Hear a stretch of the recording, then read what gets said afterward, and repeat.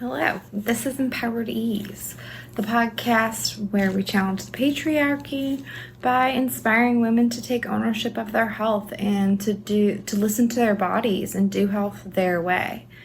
Along this journey, though, a theme has arisen from almost every single episode so far, and that is that women healing community. So if you take anything from this podcast, I hope it's that you feel inspired to find your community. I'm your host, Jen Olinger. So like and subscribe, follow along so you never miss an episode, and I would love to hear from you any feedback or suggestions for the show.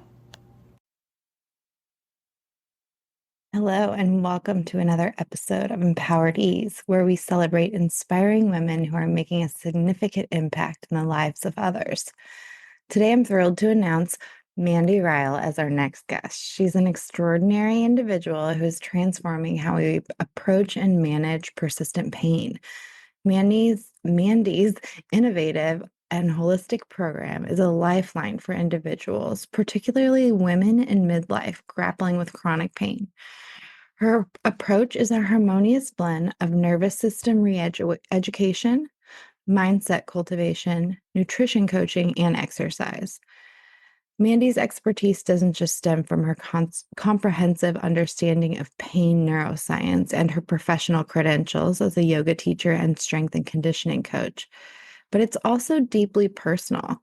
Living with a chronic pain condition herself, Mandy's journey infuses her work with compassion and authenticity, offering her clients not just relief, but empowerment and renewed vitality. Beyond her transformative consulting, Mandy offers a wealth of resources, including the Move Beyond Pain Roadmap ebook and her popular YouTube channel, Movement for Healing. As the host of the Yin Yoga podcast, she continues to share holistic approaches to wellness with a broad audience. So join us as Mandy shares insights into her unique methods, ongoing projects, and how she envisions a world where pain is managed not just physically, but holistically, leading to a more vibrant and fulfilling life. Welcome, Mandy, to Empowered Ease.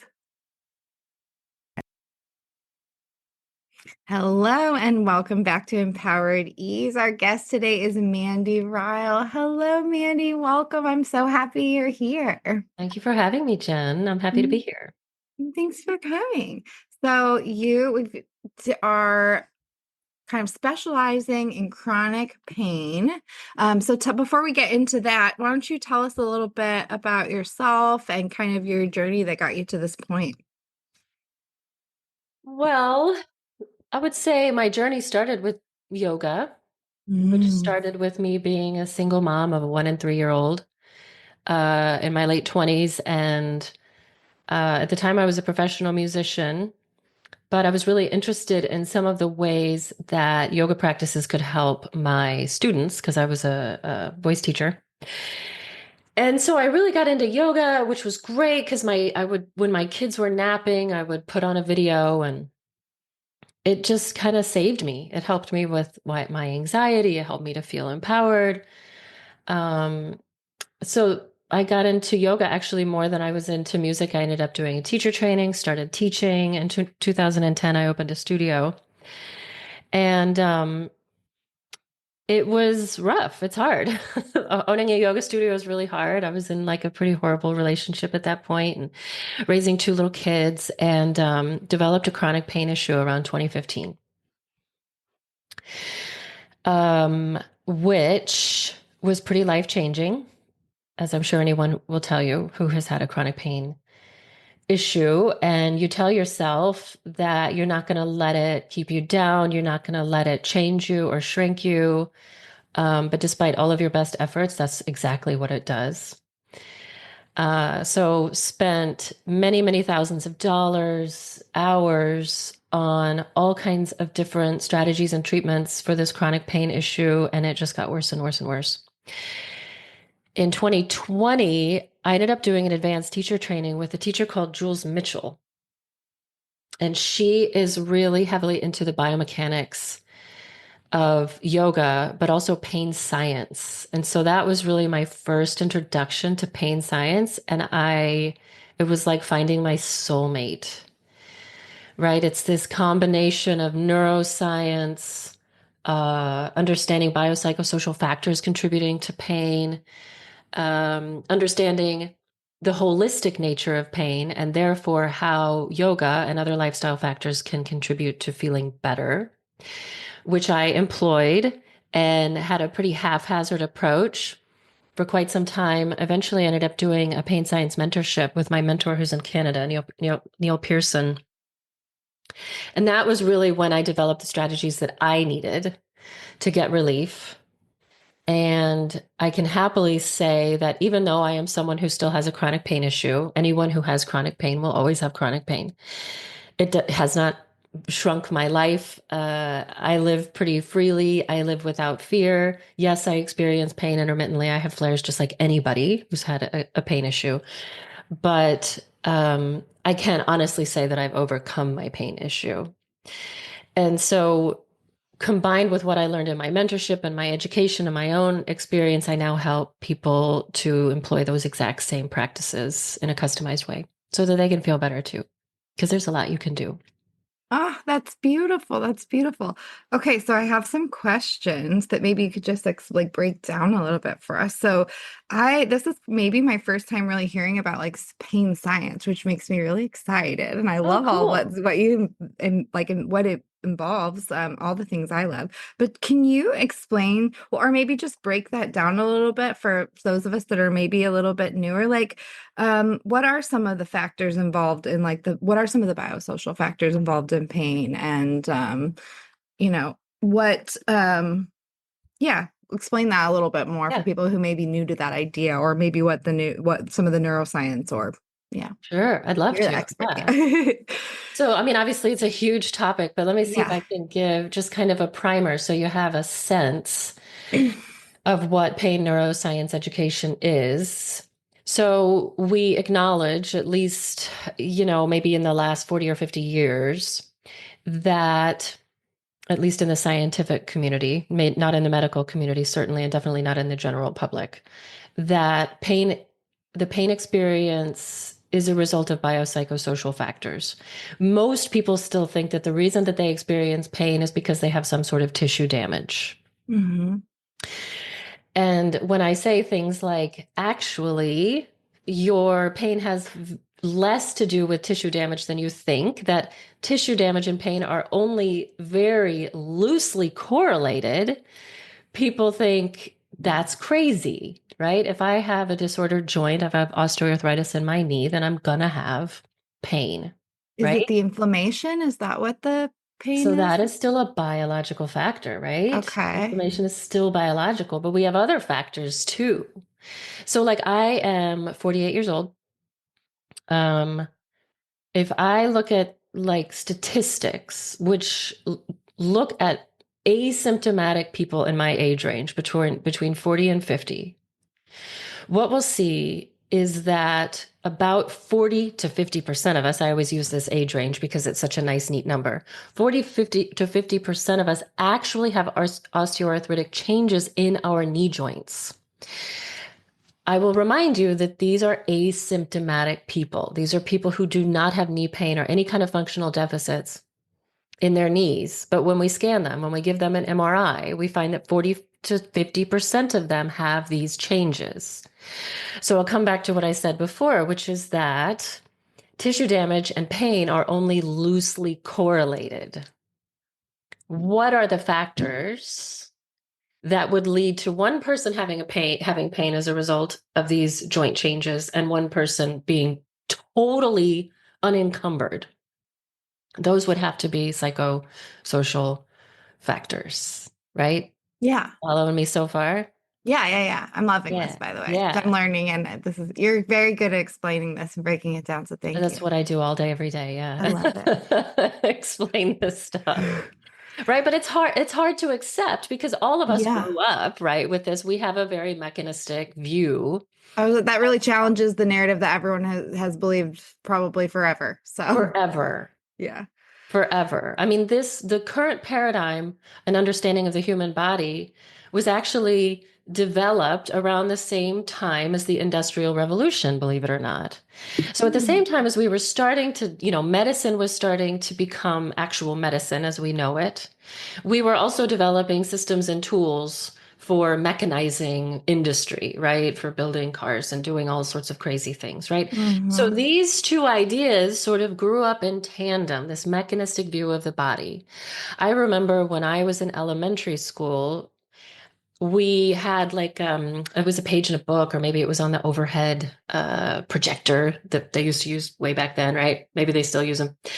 Um, a diagram of the body, but instead of organs, it was machine parts.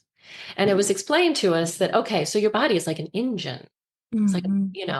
and when parts of it break, then you're screwed. It's just like an engine, right? So my clients have this same mechanistic view of their body. They think, oh, if my knee joint wears out, I just have to get it replaced. My Oh, shoulder yeah, joint that's how wears they out. explain that parts of the body. Like your cardiac system is explained as like a plumbing system. It's like a plumbing system, right? So So, we so mechanize all of that. That's so true. believe it or not, like this system was conceptualized in tandem with the Industrial Revolution. I Just believe you it. do believe it. And just because we think it's true, that doesn't mean it's true, right? There's Yeah. a lot of things that we think are true, which are absolutely false about our bodies, especially, Yeah, you're right right? about Which that. is why Yeah. this kind of education is so important. But the problem with this mechanistic view is that a machine part really does wear out. When a part in your car wears out, it's done. You have to replace it or fix it, right? The human body, however, adapts. Like we are biological entities. The dharma of a biological entity is to adapt to stressors. So your heart just doesn't like pump enough times, and that's as many as you get, Yeah. right? You're done pumping your heart. That couldn't be less true. The more you pump your heart, the more you work your heart, the better it adapts, the stronger it gets, the more resilient it gets. So it's the same thing with your knee. People think, oh, I have wear and tear in my knee. If you use your knee too much, you run too much or whatever, you're going to wear out that joint. You're going to need to get it replaced at some point. Except that's not true. It's just not true. Runners have less osteoarthritis. Runners have less knee pain than the general public, and certainly less than sedentary individuals. So, if this mechanistic view was true, then the people who do absolutely nothing, couch potatoes, would have healthier knees than marathon runners. Yeah, we need to use you don't, what's the saying I tell people all the time? If you don't Use use or it, you lose. lose it at a certain age. And that is very true. You do, right? Because the body is adapting both to stressors which are not applied in the case of the couch potato, right? So now we'll see degenerative changes just because the cells are never adapting, right? Or you can see adaptation to applied stress, the eustress, right? Not too much, Mhm. not too little. That's the sweet spot. It happens to your heart, it happens to your knees, it happens to your shoulders, it happens to your back, it happens to your connective tissues, your bones, your muscles, your brain, right? All of your systems are adapting all the time. And so this mechanistic view is super harmful, especially for us women as we enter midlife. You're not there yet, you're too young, but Oh, as I'm 41. I'm there. oh, you're getting there. Okay, well, you look Yeah. really young. Well, Okay. thank you. I appreciate it. I like credit it to being immature. Yeah.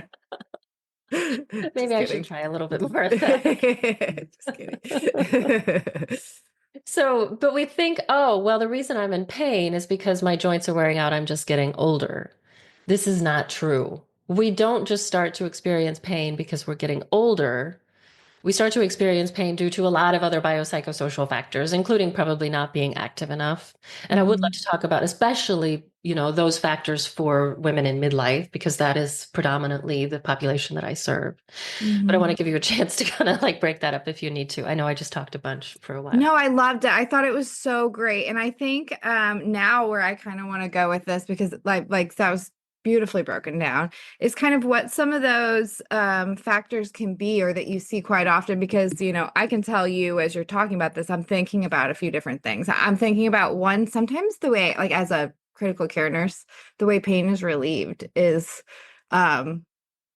it's different for everyone, and sometimes it's distraction and sometimes it's, you know what I mean, like so it's not always related to like relieving the physical symptoms for pain relief. So I'm thinking of that, but I'm also thinking of like my chronic pain people are people who stuff their emotions. They're people who haven't maybe had a lot of ability or situations to be able to express themselves freely. There's a lot of common um factors I see involved that are common for a lot of women, and we're the brunt of this population with chronic pain, with chronic Yeah. illnesses, with all of that. So I'm just wondering your perspective on that. Yeah. Yeah. Yeah. So, yeah, it's true. So women experience chronic pain more than men. The women in midlife experience chronic pain more than other women.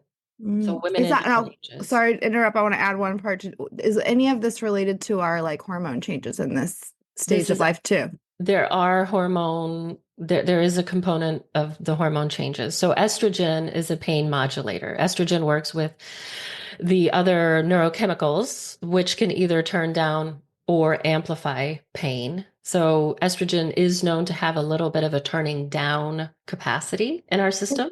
So when we have Mhm. less estrogen and, even progesterone, right? Progesterone sort of keeps us calm. When we get ramped up, those pain chemicals also are increased. Um, Also, estrogen helps to protects our bones, protects our joints, right? So we often see that women are experiencing more joint changes, joint pain, especially is one of the primary complaints of perimenopause. And some of this is biological, right? Those are biological factors. The other factor Mhm. that you brought up previously was inflammation. I think that a lot of us women are experiencing neuroinflammatory, neuroimmune inflammation issues, gut issues Mhm. at this age. Obviously, autoimmune disorders tend to accelerate as we get to this age range. So, those are all biological factors. However, inflammation is also modulated by emotional stress. Emotional stress is probably one of the primary drivers of Mhm. inflammation for most of us. And by the way, it's modifiable. Emotional stress, right? Nutrition, how which we move. Those are the main things that we can do to modulate inflammation in our bodies. But I also wanted to touch on something else you said is that uh, those of us, and I'm including myself here, right? I know this very, very well. I live this. Those of us with chronic pain do have a bit of a personality type. We tend to be people pleasers. We tend to be highly, highly conscientious individuals. We tend to be perfectionists. We're Mhm. very, very hard on ourselves. Yes. We do know that early life trauma significantly increases the chances that we'll experience chronic pain in our lifetime. So there are personality factors which can increase not only the likelihood that we will develop a chronic pain issue, but make it a lot harder for us to overcome it. And then, so that's kind of sort of one of the sort of psychological factors, but let me just touch a little bit on the social factors. And that's something you just brought up. I mean, I already mentioned I'm 48 years old, right? So uh, I, like many of women my age, are in this sandwich generation, right? We've got our kids who are just leaving home and they have their unique sets of challenges. And we have these relationship challenges and dynamics that we're trying to navigate at a really transitional point in life. I became an empty nester last year myself. It's fabulous. I highly recommend it. Um, but also we've got our parents. Oh Right yeah. now, we're dealing with the stresses of our parents.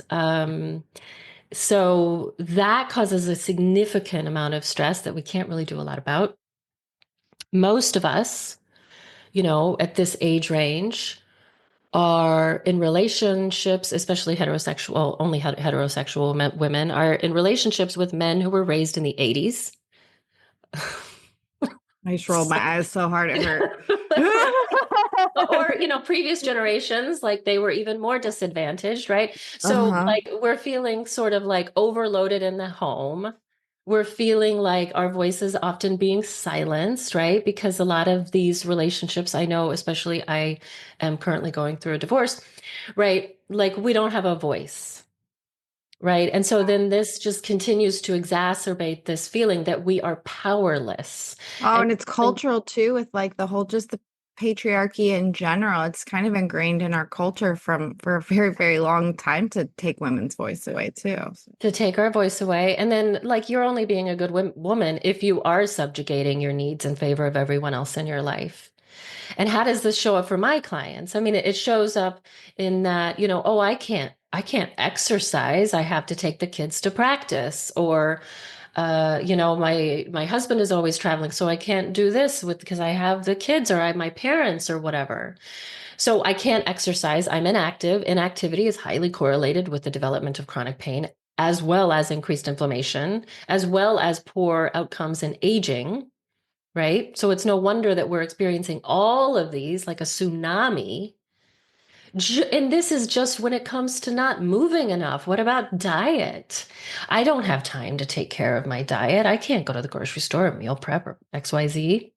Yeah. So, and these are just like the physical factors, Yeah. right?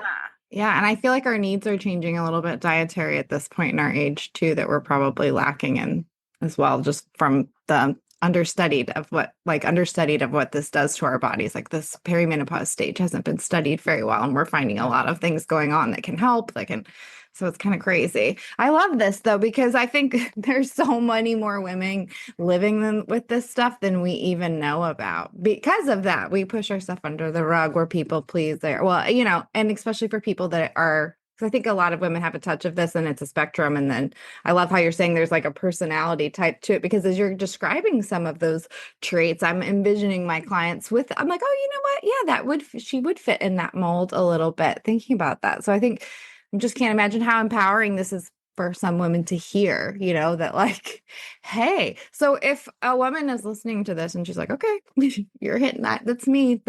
What kind of advice would you give them, or where would you direct them, or what do they need to know at this point? Wow, it's such a journey, right? It's such a journey. And I know this from my own personal experience because I'm like a go-getter, a very motivated person. Nobody needs to ask me to, I am on it. So when I sort of started learning about pain neuroscience, and then I just was so hungry. I was constantly reading research. I was reading books and getting more language and ideas about this. And I was excited to apply them to my own pain issue. It at times made it worse. Oh, I was barking up the wrong tree with that. Let me try this strategy. Let me try that strategy, right? So a lot of times we're really discouraged because we tried to get to the gym, right? We felt like we got re-injured. We tried to change our diet, except it was just really, really hard. So we gave up. So having somebody to stand by your side and hold your hand, right? And not only figure out like what strategies are going to work specifically in your life, but also what are sustainable for you? What are things that you can do on a regular basis that are also really, really effective? And when we discover something that isn't working, can we pivot before we waste too much more time and more pain, right? So it's difficult. This is um, a difficult thing to manage on your own. I will say that, right? I'm not going to blow smoke and say, oh, you got this, right? However, there are lots of resources. I have lots of resources for people who want a holistic perspective on their pain and holistic strategies for their pain. So, one of the things I would recommend is my ebook, just because it gives you a roadmap. It's literally a roadmap to starting to get moving with chronic pain, which, as a 20-year movement professional, is probably the number one thing. Because what is it that pain usually keeps us from doing? Moving, right? We stop doing exercise, certainly, right? And then maybe you stop taking care of your yard. That's too much. All that bending over is difficult for me. Okay, that's another thing I've eliminated from my life. I have clients who stop socializing, because sitting in the chair or, getting to here or there, the friends and family want to go to this event and I can't swim and I can't walk to the park, right? So now the lack of movement is also impacting your social life. And we know that loneliness and social isolation increase pain and also other illness. And then what about, okay, well, driving has become really difficult for me. I have clients who can't drive anymore because of their pain. So it becomes even more isolating, even more debilitating. So movement is the number one thing that we have to reclaim.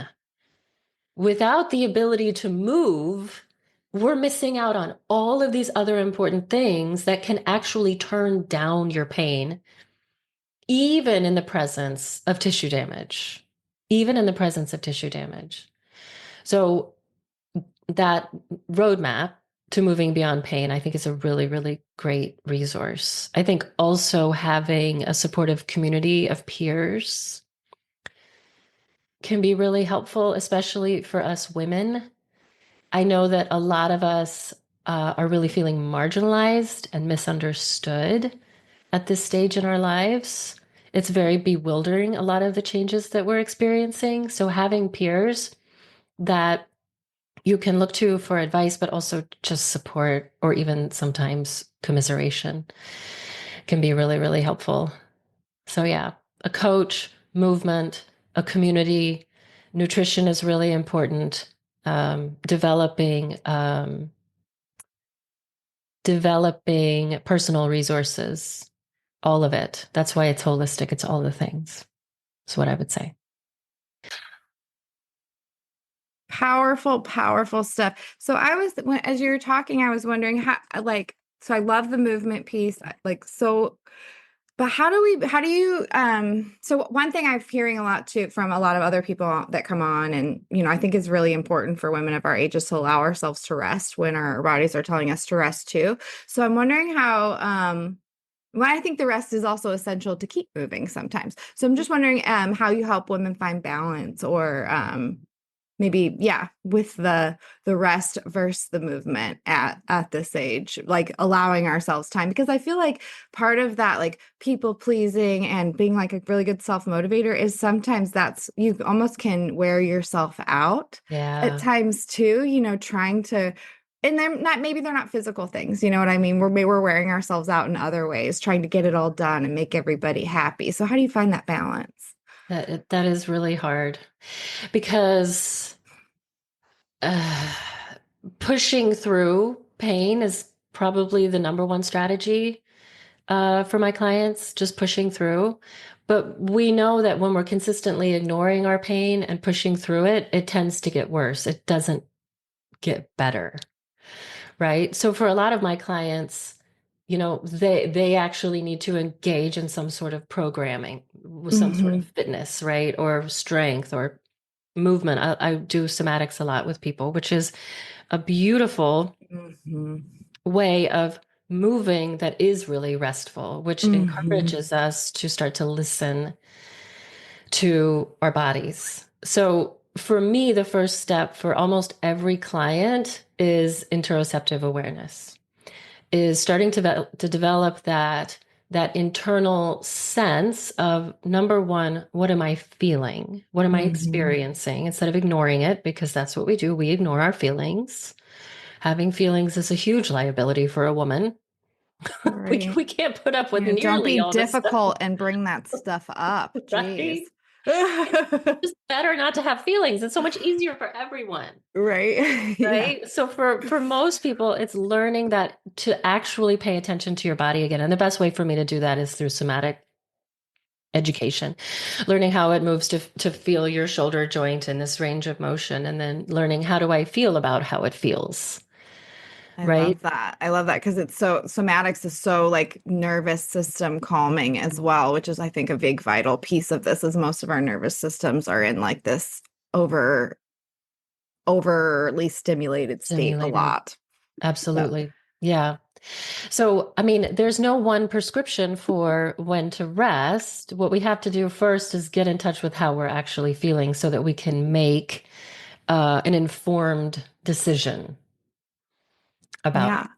Well, I Right. also want to go back to what you said about community too, because it is not a small thing. I think that's a huge piece of a lot of women's struggles. And like one of the points of this podcast, and something that comes up constantly is like, you know, women really need a community to heal that can not just hear them, but understand. You need someone who can validate you a little bit, who, like if I bring my nursing stresses home to my family members or friends who aren't nurses, it's not as validating to share with them because they don't really understand. However, if I go and I commiserate with another ICU nurse who knows what my stress is about, it feels more relieving. So I feel like, and this is true of trauma, this is true of grief.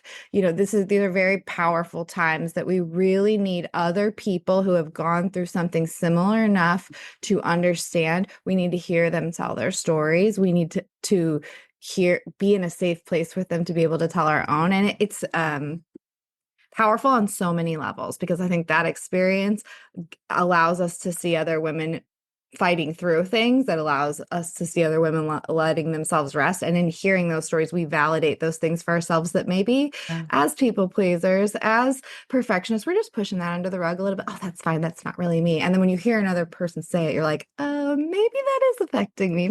Maybe I should let that out of my little, wherever I shoved it, for a minute and look at it a little Yeah. more. Yeah. I That is an interesting point you make, right? That it's more validating to share your experience with someone who's had a common experience. And I think that is really especially true for people with pain, and us women, especially because having pain is really inconvenient for everyone else in our lives. Hmm. So we get used to sort of minimizing it. Like I know when I'm in a flare, I don't tell anyone I'm in a flare. I mean, it could be 10 out of 10, 10 out of 10 flare for me, and nobody's going to hear about it. There's a little bit of shame in it, right? How did I Yeah. get back here again? I'm supposed to know what I'm doing, right? Yeah. But when we have a group of peers who also have pain, especially other women, it is especially validating and supportive. You know, we know that we just mentioned this, women experience chronic pain more than men, and women in midlife experience it more than other women. We also know that when we go to our doctors or medical professionals for help with our pain, we are most likely to walk out of the visit with a prescription for an antidepressant. And I don't want to dog on this too much, right? We do know that some antidepressants can have a beneficial effect on chronic pain, right? So there is a good clinical reason for that, but also it's tremendously unvalidating to be Hmm. told, "Oh, you have shoulder pain? Let's just work on your anxiety. Can you do some breathing exercises? Maybe try to relax more, try a bubble bath," right? That's crushing. Hmm. It's crushing. Or even worse, like, well, when you lose 25 pounds, come back and talk to me about your shoulder, Oh, right? yeah. So yeah, we need other people who are going through these experiences to validate us so that we know that we're Yes. not crazy. Because feeling like you're crazy and feeling like you have no power and feeling like no one understands you is really, really amplifying for pain sensitivity. This is known. This is science, right? So Yeah. just feeling understood can actually turn down our sensitivity.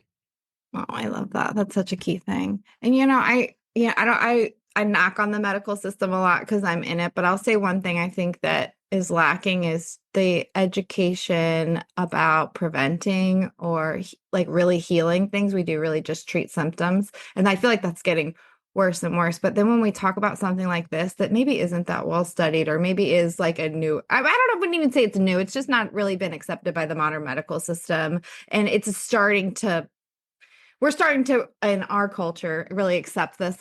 Well, parts of us are starting to really accept that this stuff is real. These holistic practices are really healing people. It's just not something you're going to find in your doctor's office unless you're seeking out someone who's like more into functional medicine or, into the more holistic practices. So I just want to encourage people to look around for maybe some things outside that system, not to replace, but to supplement Yes. your care. Because this, and I again, I'm not saying avoid the medical system. I'm saying there are a lot of supplemental holistic functional practices out there that help. And this is one of those areas that like people are going back, the way well, maybe you can speak to this because how we treat chronic pain in the medical system when you go to the doctor, I know you said antidepressants, but past that as well, what are the other treatments, like, Yeah. It's really, I have over the years I've had as clients many physicians. And when I'm out in the world and I'm chatting with physicians and I tell them what I do, they're always like, "Oh, thank God someone is doing that." Because honestly, like, first of all, physicians don't really love chronic pain, right? yeah. They don't have a lot of options for chronic pain, and they'll be the first to admit it. I can give you a medication or I can do a procedure, right? The problem is pain is not biological only, it is biopsychosocial, right? So, how often do we do that procedure and yet the person is in just as much pain or more post procedure, right? It's because there are other factors contributing to pain. The other part of that, which is, I think, really harmful, and this comes back to the paradigm of how we understand the body. And this is really unique to Western medicine, which is unique to Western philosophy, right? So, like, to compare, we could look at the Eastern philosophies like Ayurveda or Chinese traditional medicine, right? Those philosophies consider patterns. Right. So you go to an acupuncturist and they're going to talk about your diet and talk about your sleep and your relationships. And they're going to look at your tongue and your blood pressure and your eyes and your hair. Right. They're going to look at this whole pattern, this whole constellation of self. And they're going to try to come up with, hopefully, although again, we might have some sequestering of treatments also, like, for example, in acupuncture or herbalism. Right. So the constellation of factors is considered when we have some sort of malady, right?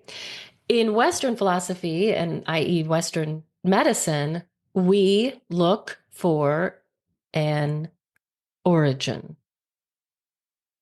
not a constellation of factors, not a pattern.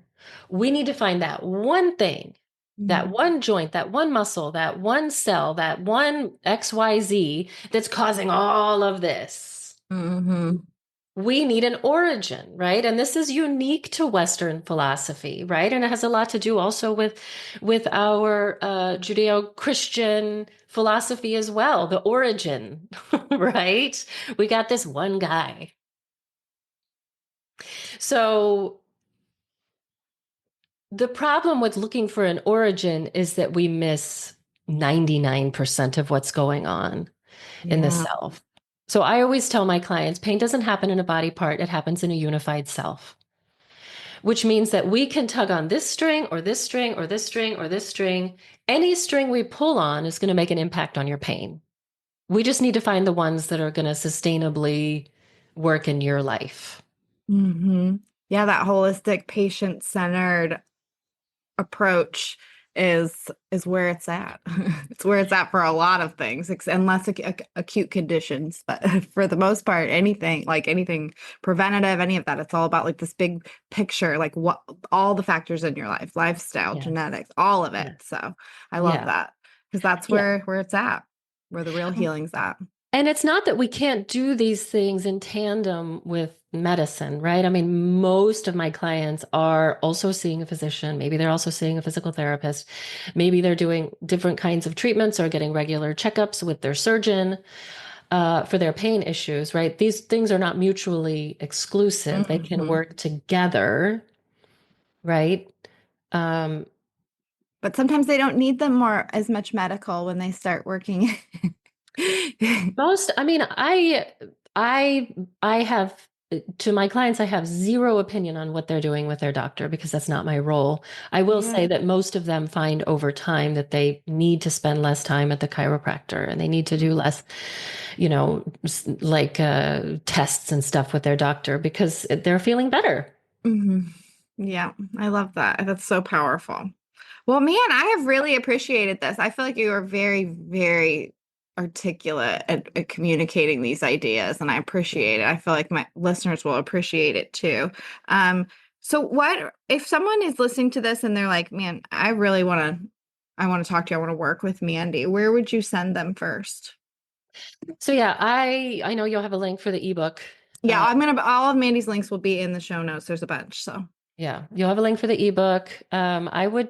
That's going to be probably the best way to sort of enter my ecosystem because I have a lot that I can offer once you're in the ecosystem. So once you request that ebook, you'll get a link for it, but also you'll be on my email list. So I can tell you about all of the other cool things I'm doing. Another option would be to just look at my YouTube channel, Movement for Healing. I have lots and lots of movement resources on there. I do a webinar once every few months, which is pain specific. The last one that I did was about the role of fear in chronic pain. The one before that was specifically travel tips for people Ooh, I with love chronic pain. So we're these. always doing cool stuff. The next one is actually specifically about the menopause and perimenopause experience in chronic pain. Oh, powerful right now. Yeah, and that one's coming up in I think at the end of August. So if you request that ebook, then you'll get on that list and I'll tell you when I have cool resources coming up, all of which are free. Um, if you're like, okay, I think this is for me, I really need to talk to her individually about my specific pain problem. I think I've also provided you a link to schedule a 25-minute free call with me so we can discuss if working together would be a good idea for you, if I can help you. I also run group programs, which I sort of love the most because it adds that community Mhm. aspect. So the next group program is specifically regarding women in the perimenopause experience and chronic pain. So yeah, that's all my Love that. resources and just I reach out. love that. I'm so excited. I'm gonna, after this, I'm gonna talk to you about some of the other nonprofits I work with around this. I feel like there's just so many people out there that if they just need to know you exist. You know what I mean? I So I always ask agree. So thank you for having me on so I can talk to people because I don't think people know how many options they have. oh, They agree, don't agree. know how much power they have. Yeah, And maybe is it going to eliminate your pain 100%? No. There's no treatment that's going to eliminate it 100%. But I know in the worst days of my pain experience, I would have taken a 15 or 20% improvement. right. And Anything to help you. yeah, and Yeah. certainly we can do much, much better than that. So Right. Oh, I love that. So one thing I ask all my guests, I want to ask you before I go is, so what is your go-to, my gosh, I don't want to butcher it. I always say, used to say self-care, but now I say oh my gosh. Dr. Lori Law corrected me and she told me to call it. Oh man, I'm gonna have to look it up for the next one. Anyway, she's like, don't okay. say self-care anymore. Say self, and now I can't remember it. So sorry, Hmm. Dr. Lori Laws. I will find it. I will look it up. I'm blanking today because I'm tired. But what's your go-to self-care when things are getting overwhelming, the way that you bring you back to you? It's for me, I am in love with heavy resistance training. Ooh. And that's something that I think a lot of women avoid. Obviously, we know that, but especially women with chronic pain. And I used to too. But what I discovered when I started strength training, heavy resistance training about 4 years ago, was that it actually helps my pain issue. I'm in significantly less pain, having a regular strength training regimen. I work out in the gym 5 days a week. I do cardio every day. And for me, it's what makes me feel empowered. It's what makes me feel like myself. It helps to regulate my nervous system. It helps to turn down the sensitivity on my pain. It's everything. It's everything. I So love that. That's that's a my new stuff. one too. Like that's not one when someone said before. So I think how powerful and how related to your message. So, well, thank you so much for coming on and sharing your knowledge. Like I really appreciate it. I feel like this is one of those those topics that just needs more light, needs more attention for people to know what's out there and that they don't have to accept the way things are right now. They do have options. There's changes possible. So I think this is so powerful. Thank you so much. That was very well said. Thank you. Thank you. Yeah.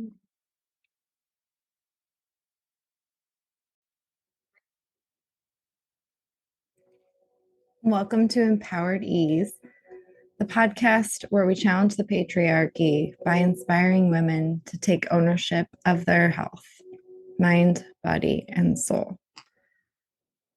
My name is Jen Olinger. I'm your host. I'm a holistic coach, a critical care nurse, and founder of the Moonflower Collective.